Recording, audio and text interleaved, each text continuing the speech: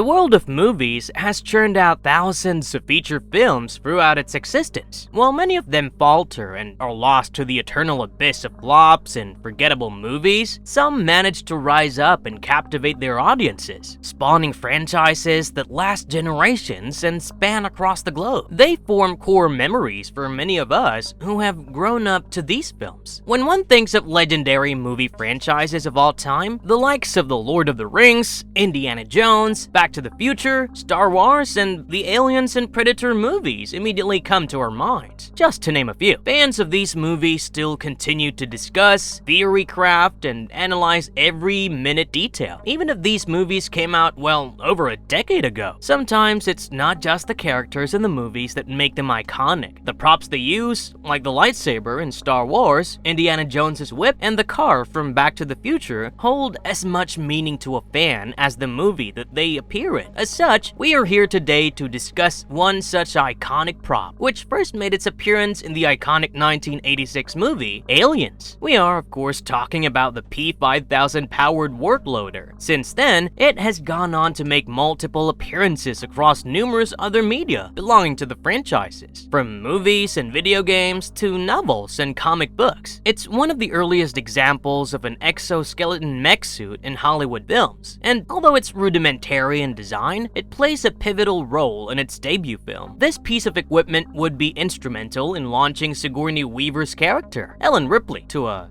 cult status. It would also play a revolutionary role in helping Ripley become one of the first strong female leads in an action flick during an era where they were mostly non-existent. Written and directed by legendary director James Cameron, Aliens 1986 firmly established the franchise, which was kickstarted in 1979 by the film Alien by Ridley Scott. This iconic franchise still continues to deliver to this day, with Alien Romulus being its latest offering, which was released earlier in August 2024. With Romulus having just been released in theaters, this is a perfect time to pay tribute and explore the P-5000. We shall discuss everything about this iconic tool, from its place in the Aliens mythos, its different parts and variants, and how it is operated. It is remarkable that the Aliens franchise is still going strong even 45 years after its debut. It has provided us with over 4 decades of entertainment, and the P-5000 has been a part of it every step of the way. In recent years, Hollywood has seen a number of mech suits in their movies, from Matrix and Pacific Rim to Atlas, starring Jennifer Lopez. While these exoskeleton mech suits are some things predominantly found mostly in anime, it is interesting to see the growth in their popularity amongst the mainstream audience due to Hollywood's attention to it. While we celebrate and welcome the new, one must not forget the humble exoskeleton suit that was originally built for manual labor but reached stratospheric heights. Despite its humble beginnings, the P-5000 leaves behind a legendary legacy. So, without further ado, dear viewers, as we prepare to dive into the world of Aliens, it's time to suit up and let's dive right in. Before we go into our explanation, we have a very small request. If you like our content, please support us by subscribing to our channel. This is a small click for you, but for us, it means a lot. Thank you. Let's begin. History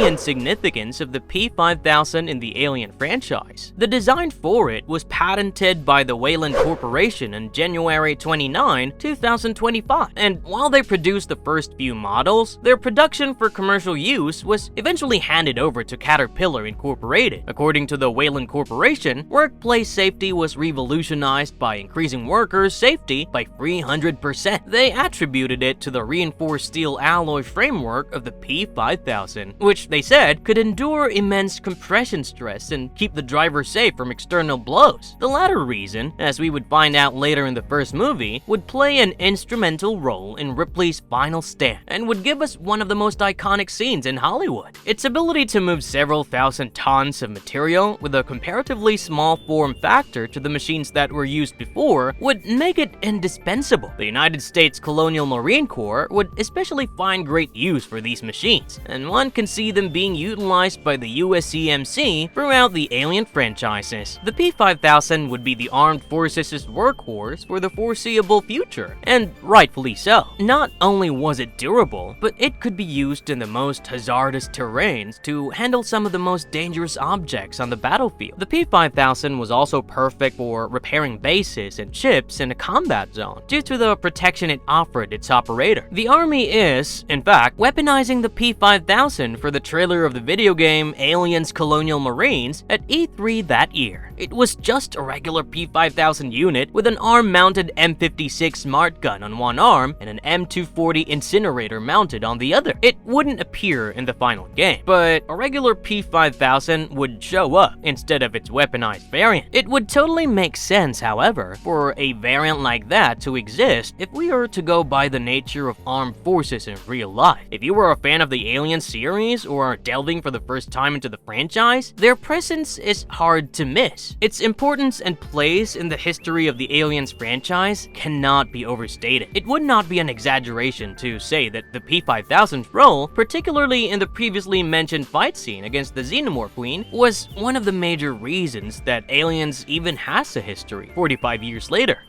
Specs of the P-5000. The P-5000 is an anthropomorphic exoskeleton that was meant to be used for lifting heavy loads and ordnances. It has an overall height of 9 feet, 10 inches, and a depth of 4 feet and 11 inches. It is powered by a hydrogen fuel cell that has a total output of 65K, which is strapped to the back of the chassis. This gives it the ability to produce the power required to maneuver weights up to 4,000 kilograms easily for a considerable amount of time. The P-5000's chassis is made out of reinforced steel, and its arms are supported by 2 upper-load universal ball bearings. This allows for the arms to move with great flexibility without compromising their integrity. At the tip of both arms are mounted 2 vice manipulators that can fully rotate 360 degrees to orient themselves to whatever angle is required. The manipulator's function is controlled by the operator inside via a joystick. On either side at the bottom of the chassis are 2 semi-universal bearings, which are attached to the 2 articulated legs of the exoskeleton. This allows the P-5000 to swivel for around 60 degrees around its hips in an X-axis. The lower part of the feet is attached to the upper half at the knees by a set of knee bearings. The movement of the legs is controlled by a 20 kilowatt liner motor actuated through a vast feedback loop, which is slaved to the operator's movements. Right below the hip are hydraulic actuators that extend from the main load bearings point to the rear of the legs, providing forward and backward movements at the knee joint. To provide stability for such a heavy and complex frame, the P-5000 utilizes the gyro stabilization technology, allowing it to work on most surfaces,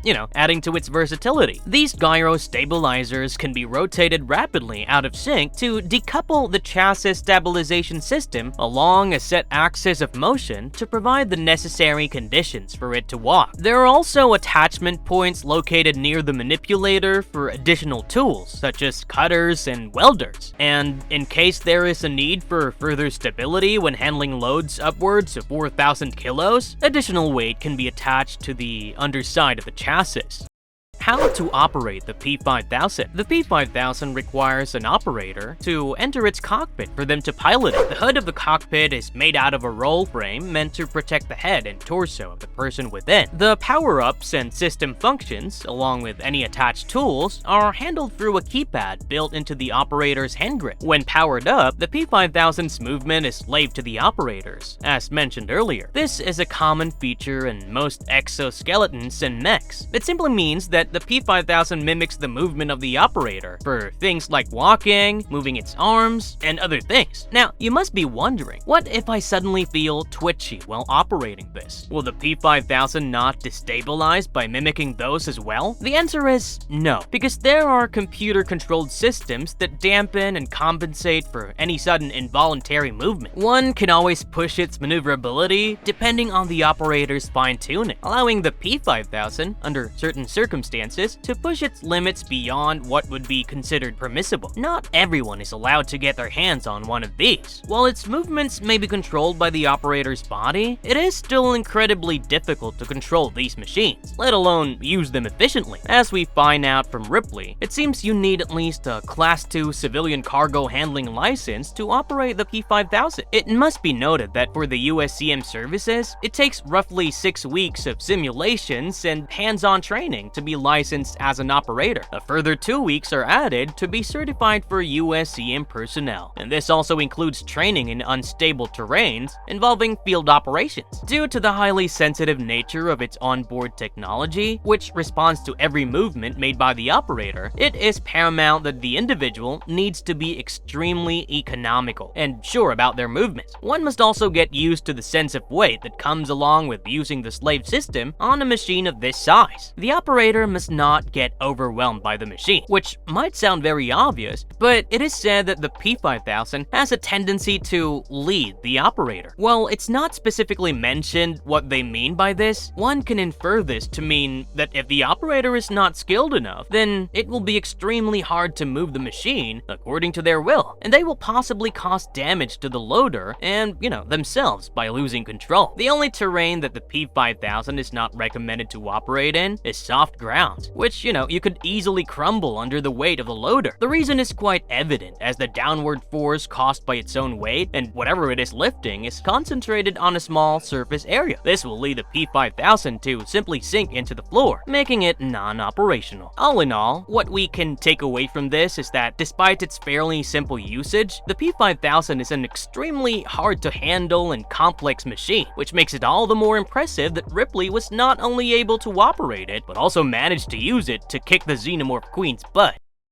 The real truth behind the P-5000. The P-5000 was initially meant to have a feature that would have drastically altered its look. The iconic mecha exoskeleton was slated to operate on 4 legs. James Cameron, however, altered the design of the P-5000 as he felt they looked too similar to the AT-AT walkers from Star Wars, The Empire Strikes Back, which came out in 1980. The scrapped quadruped version of the P-5000 does make an appearance later when the movie was adapted into a novel. Nowadays, with most movies completely relying on computer-generated special effects and images, most people do not remember why the term movie magic exists. The P-5000 you see in the Alien movie is all practical effects. It was a full-scale prop constructed around stuntman John Lees, who was actually hidden behind Sigourney Weaver. Unlike its weight in the lore, the actual P-5000 weighed around 600 pounds. It was constructed from aluminum, PVC plastic, and fiberglass, unlike the reinforced steel alloy it is made of in the lore. The prop required 5 individuals to operate during scenes,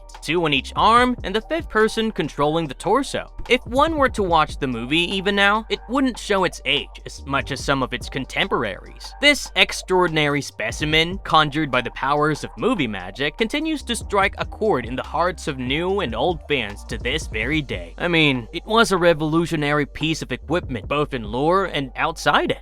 Marvelous verdict. The sun doesn't seem to want to set on the Alien franchise, as indicated by the release of Aliens Romulus. The Alien franchise has a complicated relationship with the Predator franchise, with the recent Ridley Scott films removing the Predators from the Aliens universe. The relationship between the two was forged by the comic book series Alien vs. Predator 1989, and the subsequent 2004 film of the same name boosted the popularity of both these franchises. The Alien franchise is enjoying a renaissance as of late, with Ridley Scott changing much of the lore for the Xenomorphs by giving it more depth and the new movies that have been coming out with increased frequency. With the franchise barely 5 years away from celebrating its golden jubilee, the recent movies have seen somewhat of a return to form, with them leaning more towards the horror aspect of the film once again. With so many changes happening to the world of aliens, the P-5000 stands as constant as the northern star watching its world changing around around. Time moves on, an entirely new generation of fans arrive on the scene, but the P-5000 remains the same old tough and trustworthy workload that managed to defeat a Xenomorph queen. To the avid movie watcher and the fan of the Alien series, it's no less iconic than what the lightsaber from the Star Wars saga is to their fans. We have covered several other topics in the Aliens universe on our channel. From lore videos to character analysis, we have it all here for your viewing pleasure. We recommend that you go check them out after this. For now though, we are at the end of this video. We hope that we were able to explain to you the deep significance of the P-5000 to the Alien franchise. In the meantime, wherever you are in the world, stay safe, and we will catch you in the next one. Until then, peace. And if you liked our content, don't forget to leave a like and subscribe to it if you haven't already. Have a good one and be safe. Thanks everyone.